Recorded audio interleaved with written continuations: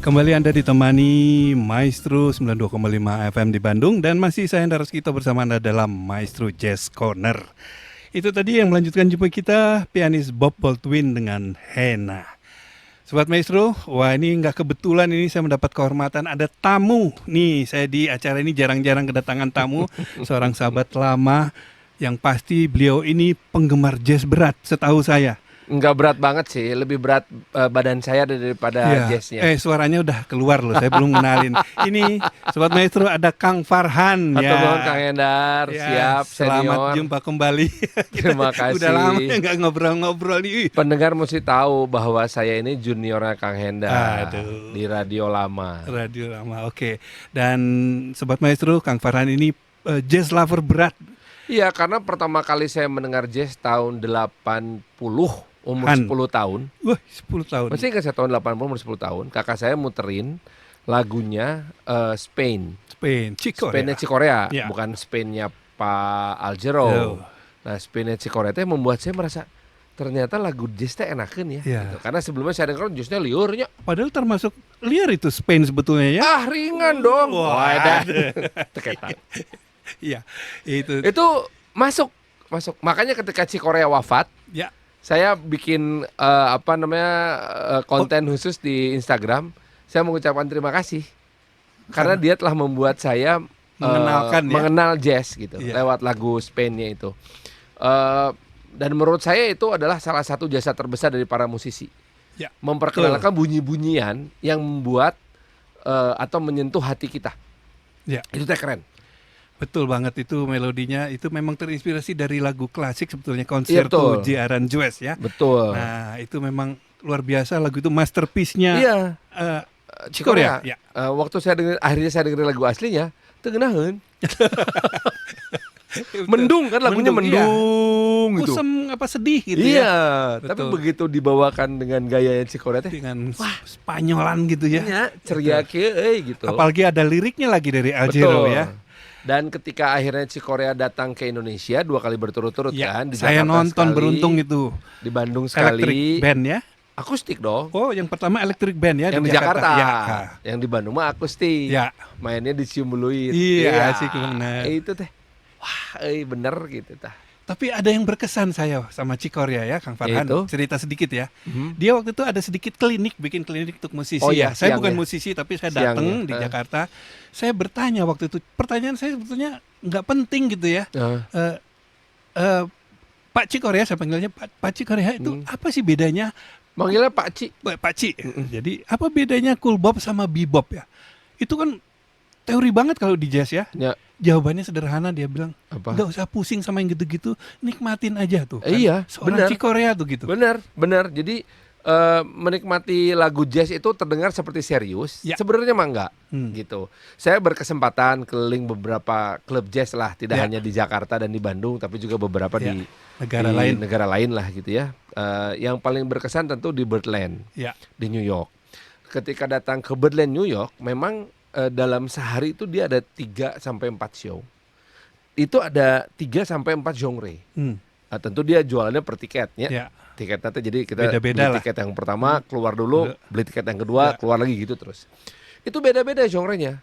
Pembukanya itu pasti big band sebagai home bandnya si Birdland. Kemudian berbagai macam genre yang lain. Ada yang trio, ada yang quintet, ada yang pakai vokal gitu. Nah itu memang memberikan wawasan gitu. Itu sebabnya disebut Birdland sampai bikin lagu sama si Weather Report kan. Nah itu yang membuat saya merasa bahwa jazz berkembang gitu ya. Sampai suatu hari saya berkesempatan ke New York lagi. Pas ke New York itu saya sengaja bilang ini, saya pengen tahu klub jazz yang paling miskin di mana di New York ya. Maka saya ke 20th Street namanya. Bronx bukan? Enggak. Masih di Manhattan. Enggak berani ke Bronx. Sepanjang jalan itu isinya klub jazz semuanya. Yang kalau kita datang itu harus beli minuman alkohol. Kalau enggak kita dianggap enggak bantu bisnis mereka. Karena itu warung-warung kecil. Kemudian si pemain bandnya abis main ngurilingkeun kenceleng. Dia bilang ini kayak ngamen gitu ya, kayak di sini ya. Musician also has to live, so please be generous. gitu. Jadi kita tuh boleh request tapi ngasih gitu. Kenceleng. Jadi kenapa itu menjadi penting di sana? Karena ternyata itulah bagian dari ekosistem. Nah makanya saya senang sekali di kota Bandung ini ada ekosistem yang terbangun walaupun sederhana. Contohnya Bandung tuh punya ruang putih setiap hari Kamis. Malam ini ya? Yuk. Let's go. Let's go. Mudah-mudahan kehujanan ya. Kita kasih tahu aja lokasinya dekat Karangsetra sana. Iya. Pokoknya Jalan Bungur, teman-teman cari aja Maki. Kemudian ke Jakarta nih. Ayah si Mayana berenang lah. Nah terus ada juga yang namanya TP Jazz. Ya. Selalu ada. Hotel Papandayan. Betul. Nah dan ini melahirkan musisi-musisi yang sehari-harinya nggak mainin jazz, ya. Banyaklah main di KSP, main di Wahdah, main di band mana gitu. Tetapi ketika kumpul mereka tuh sebetulnya para musisi jazz. Yes. Anak-anak muda. Saya senang pisan gitu. Makanya kemarin saya ikut terlibat bersama teman-teman bikin Bandung Festive bersama DigiBank, BJBT dan Pertamina. Kasebut sponsornya baiklah. Bandnya lah sebut incognito gitu ya. Ya ada incognito karena itu tuh bagian dari upaya kita menghidupkan atau memperkaya ekosistem. Udah ada ruang putih, udah ada TP dan beberapa titik-titik kecil di mana orang bermain seperti titik kumpul misalnya ya. Di EKP itu dulu, kan dulu masih ingat nggak Bumi Sangkuriang itu tempatnya BS, juga. tempat main jazz dulu. Nah si ekosistem ini harus dihidupkan terus. Salah satunya yaitu dengan bikin si Bandung Festive yang merupakan bridging, fungsinya bridging ya festival teh. Bridging antara TP Jazz, Ruang Putih dan yang sejenis Ruang Putih dengan Java Jazz Festival. Ya. Gitu. Ini sebuah ekosistem yang mesti kita bangun bersama sehingga musisi teh tidak hanya sekedar senang main tapi bisa hidup dari permainan tersebut. Betul, dan hidup terus. Kita sambil dengerin lagu ya.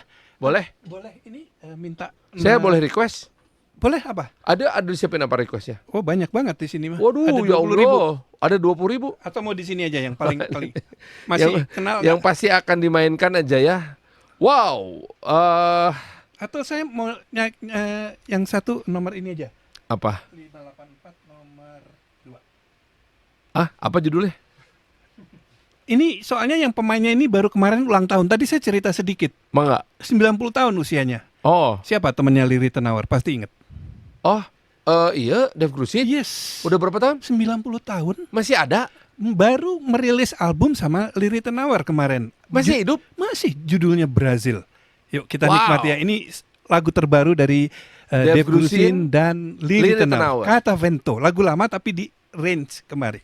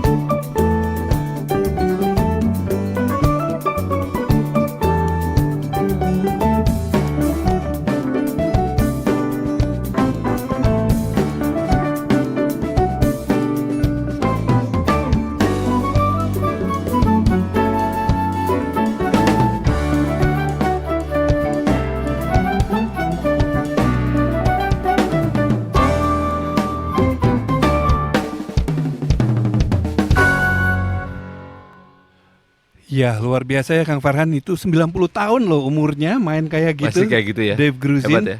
Kalau Larry Rosennya kemana ya? Udah lama nggak kedengaran. Dia tuh Kan dia pemain drum kan?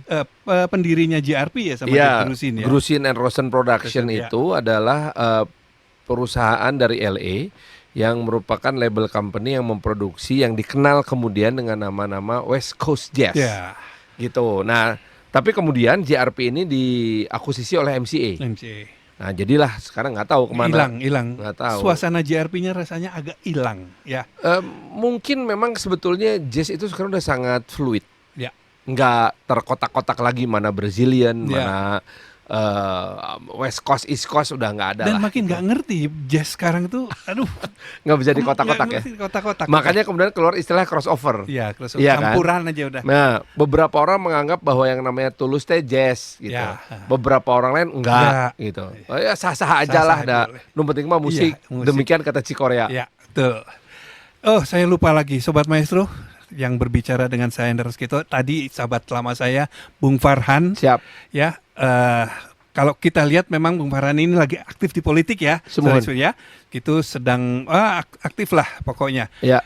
Tapi bicara politik dan jazz, saya lihat ada satu kesamaan, Nya eta demokrasi. karena Kalau jazz itu buat saya itu demokrasi banget. kenapa? Ya bebas, tapi ada aturannya gitu. Oh, Ya iya, gitu iya. ya, betul Iya, ya. iya, Kalau kita iya, main iya, satu iya. lagu, improvisasi, Boleh. bebas, Nyambung. sok. Ya, Improvisasi bebas. Tapi masih Dalam dalam koridor, ya beatnya yang sama, Sama, harmoni yang yang sama, chord Iya. yang sama. kudunya politik gitu ya. Betul, dan di ujungnya nanti harus kembali ke the mother of the song, Yes, yaitu betul. si lagunya itu Si lagu. sendiri. Kalau di politik apa? Mother of the songnya tuh. Jokowi. Oh sorry, itu mah father ya. Father. Sekarang beliau yang jadi pusat. Ya, oke. Pusat perputaran politik di Iya. Indonesia. Jadi kalau ada yang bertanya kumaha politik Indonesia teh, sekarang berpusat di Jokowi semuanya. Mau nggak mau ya? Ya karena Pak Jokowi sekarang lagi berusaha landing, tapi ketika dia landing tentu sebagai seorang pemimpin dia ingin landingnya teh soft landing itu Ya. diterima sama semua orang. Terlepas dari pilihan Anda waktu Pilpres kemarin, terlepas dari rasa suka atau tidak suka, bagaimanapun juga kita membutuhkan transisi kekuasaan dari Pak Jokowi ke Pak Prabowo yang smooth.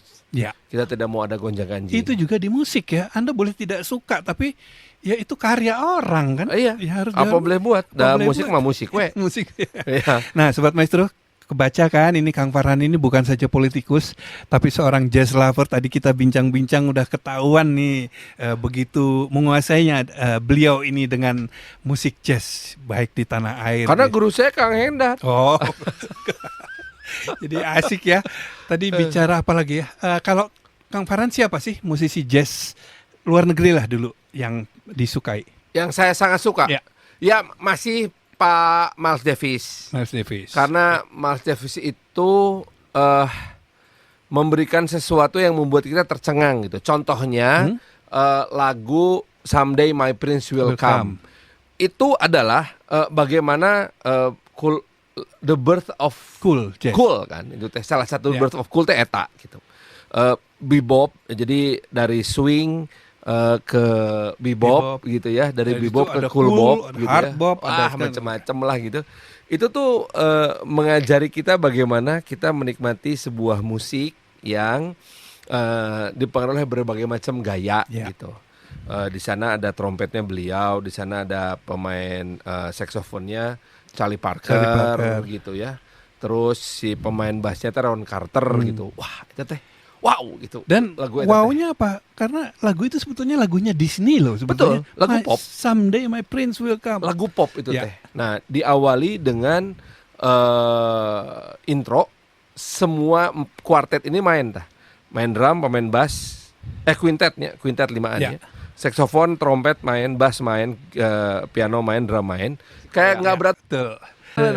Sampai ke satu titik di mana tiba-tiba mereka masuk ke dalam mother of the songnya. Ya. Someday Boleh saya siapin ya my lagu prince will come. Someday My Prince Will Come. Nanti kita Nah, contoh, kita pilih betul. dari yang mana ya? Setelah itu kita dipersilahkan untuk menikmati solo masing-masing Ya. instrumen. Itu lagu yang buat saya termasuk yang paling berpengaruh gitu. Kemudian bicara soal Charlie Parker tentu tidak lepas dari salah satu lagunya yang sangat terkenal juga tuh Blue Train. Blue Train. Wah itu jarang, termasuk agak jarang untuk generasi milenial. Iya, jauh banget. Tapi sebetulnya ya itu ya kalau lihat anak-anak jazz sekarang memang pengaruh YouTube, pengaruh apa, tapi nggak apa-apa bagus. Bagus tapi kadang-kadang lupa rootsnya ya. Bisa. Mungkin nggak perlu tahu rootsnya. Yang penting mah kadang lagu nawe ngenaheun iya, gitu. Tapi kan kadang-kadang kan ya langsung ke fusion gitu ya. Padahal ya, bebas lah. Ya bebas karena zamannya memang zaman. Iya, emang zamannya sekarang zaman lompat, percepatan. Jadi, ya. Quantum leap-nya banyak gitu. Itu Someday My Prince Will Come. Nah, kalau yang Charlie Parker tadi, Blue Train sebetulnya bukan versi aslinya yang saya suka. Yang saya suka itu Blue Train yang dibawakan oleh GRP All Star Big Band pada saat live di Jepang. Ya. Di Tokyo. Itu solonya gila sih. Solonya itu adalah dari pemain saksofon Nelson Rangel. Ya. Nelson Rangel ini permainan saksofonnya teh powerful. Ya. Tapi kalau memang sudah siap dengan Someday My Prince Will Come, mungkin di tengah hujan-hujan seperti ini cocok ya. Tapi saya pilihkan ini ada versi lain. Tapi ini ada saksofon, ada LF4 dan vokal grup. Oh nah, iya. Jadi kombinasi ya. Okay. Kita nikmati yuk. Someday My Prince Will Come dari LA Jazz. Ya, kita nikmati.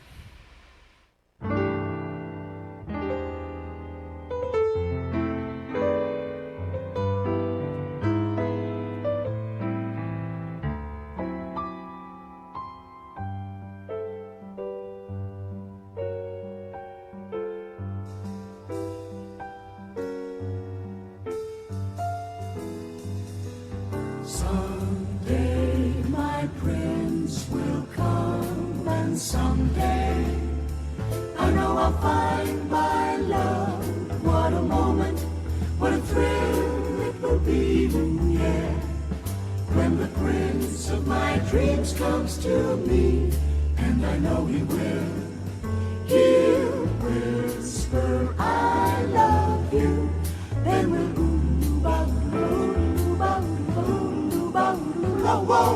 and though he's far away, I'll find him someday, someday when my dreams come true.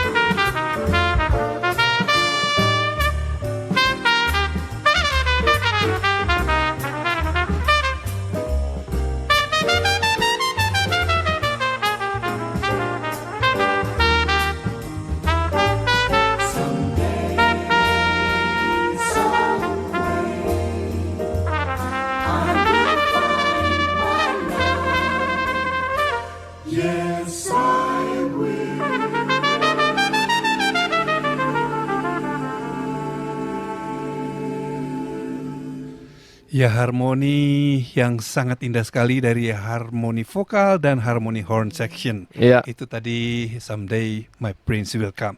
Sobat Maestro masih di Maestro Jazz Corner dan saya Andra Kito masih bersama sahabat lama saya nih Bung Farhan yang Siap.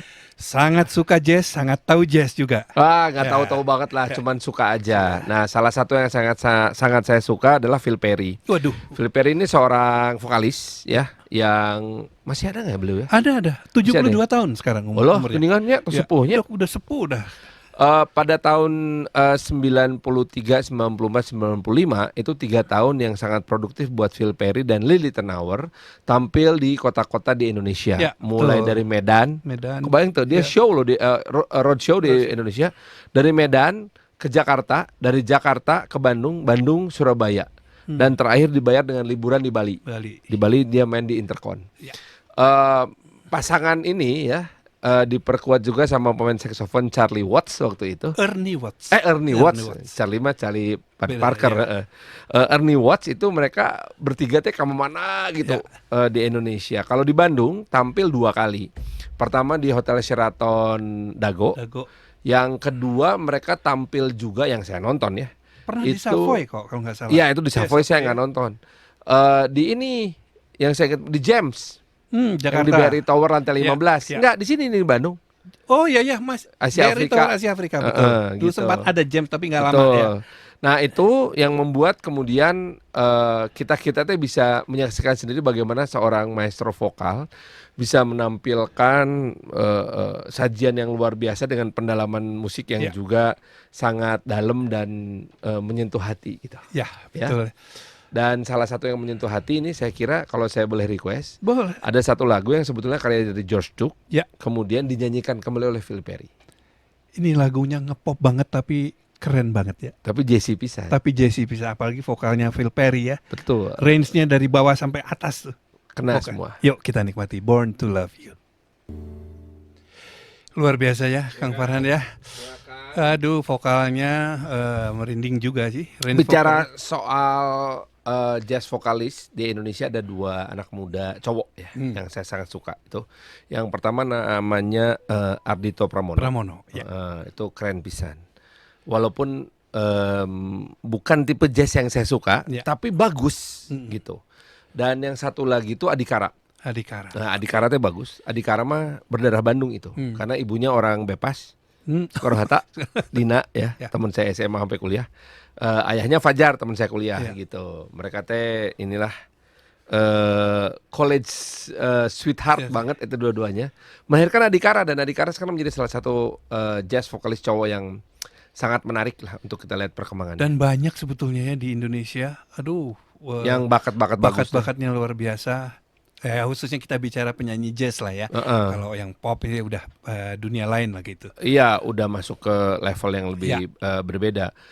Tapi nggak cuma vokalis yang anak muda ini. Waktu saya nonton Bandung Fest? Pramono, Bandung Fest, itu kan ada ada yang main bersama Ardhito Pramono teh pemain Harmonika? Anaknya Glenn Dauna. Oh, Rega Dauna. Itu bagus pisan. Saya sempat main harmonikanya. Iya, saya sempat bicara Rega ya. Saya sempat terkecoh waktu itu. Saya dengarkan satu karyanya Erwin. Iya. Di atas rata-rata itu anak-anak kecil semua. Iya. Ada satu lagu Putri Melati kalau nggak salah. Saya dengar ada pemain harmonika. Wah, Erwin pakai siapa ini? Apa Tut Silman kali ya? Keren banget ya. Itu kerennya ya. Harmonikanya. Ternyata Rega Dauna. anak. Anak dari pemain piano Glenn Dauna. Dan luar biasa memang ini ya. Nah, kalau mau ngomong Rega Dauna ada satu juga. Dia ternyata pernah dipakai sama Bluey. Bluey Incognito. Iya. Karena Bluey juga beberapa kali bikin rekaman musik di Indonesia. Dan ada satu proyeknya yang katanya sih proyek sampingan di luar Incognito, namanya band Citrusan. Oke. Nah, dia sempat mengajak Rega Dauna dengan harmonikanya. Main di lagu tersebut. Ada lagunya? Ada, kita nikmati ya. Rega Dauna bersama Citrusan dan Bluey tentu saja. Rega Dauna pada harmonika. Back to Wonderland.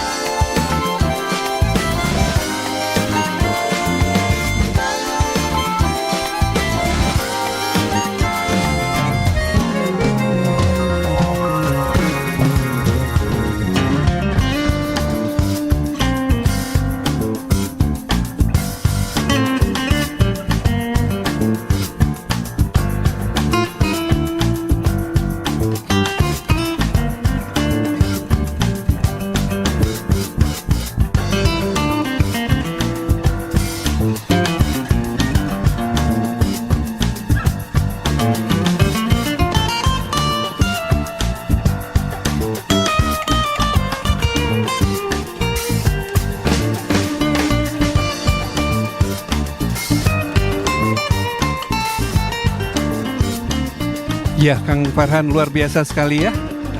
Anak muda Indonesia, pemain harmonika Rega Dauna dengan teknik bermainnya dan melodi-melodi yang cakep banget tadi. Iya, permainan harmonika ini kan bukan suatu alat musik yang mudah untuk dimainkan sebagai sebuah instrumen untuk solo dalam lagu jazz ya.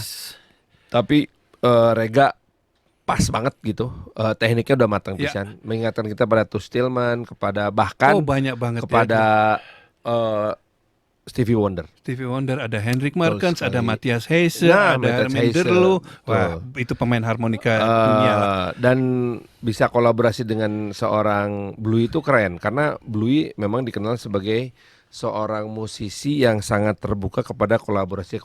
Iya. Gitu. Nah itu memang salah satu kelebihan dari para musisi jazz di dunia. Mereka rata-rata adalah orang-orang yang sangat egaliter. Saya memang tidak banyak kenal musisi dunia, mungkin sekedar ketemu wawancara pernah lah gitu ya. Tapi untuk kenal mah hampir nggak ada. Tetapi saya ketika berinteraksi dengan mereka adalah orang-orang yang sangat rendah hati. Betul.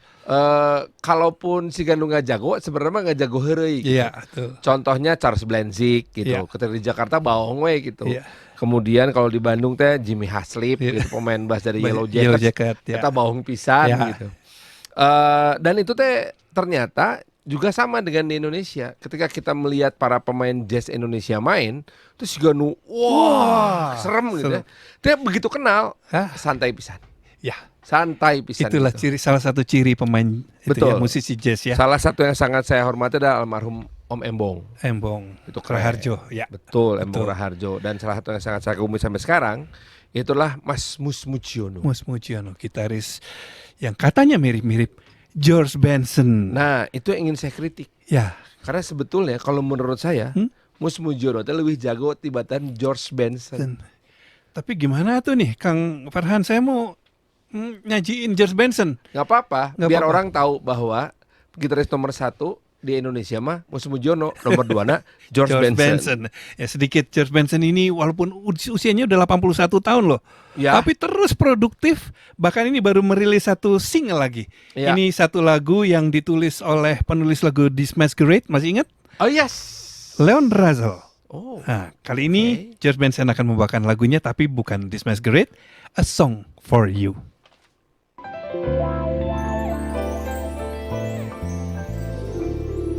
Ya, itu tadi George Benson dengan lagu terbarunya A Song for You. Kang Farhan, ini waktunya kayaknya kurang lama nih kita nih ngobrol nih soal jazz. Jangan kelamaan, nanti orang bosan. Enggak lah kalau itu kunci dunia entertainment. Ya, betul ya, gitu ya. Anda mau berjaya di dunia entertainment, berhentilah di saat orang belum bosan. Kayak makan, berhentilah saat sebelum kenyang. Insya Allah Anda tidak akan segemuk saya. Iya. Oke, sahabat maestro, senang sekali saya mendapat tamu kehormatan nih Kang Farhan. Atur nuhun sami-sami Kang Edar. Kami juga berdoa nih Kang Farhan lagi berjuang nih di dunia politik untuk mencalonkan diri jadi calon wali kota. Insya Allah. Kota Madya Bandung ya. Sumuhun. Selamat berjuang Kang Farhan. Terima kasih, mohon doa restunya, mudah-mudahan ini direstui dan membawa manfaat. Saya sih berharap menang. Kenapa? Jujur penyiarnya. Gak apa-apa, saya senang karena wali kotanya seneng jazz. Siap lah. Selamat berjuang. Nuhun Kang Edar.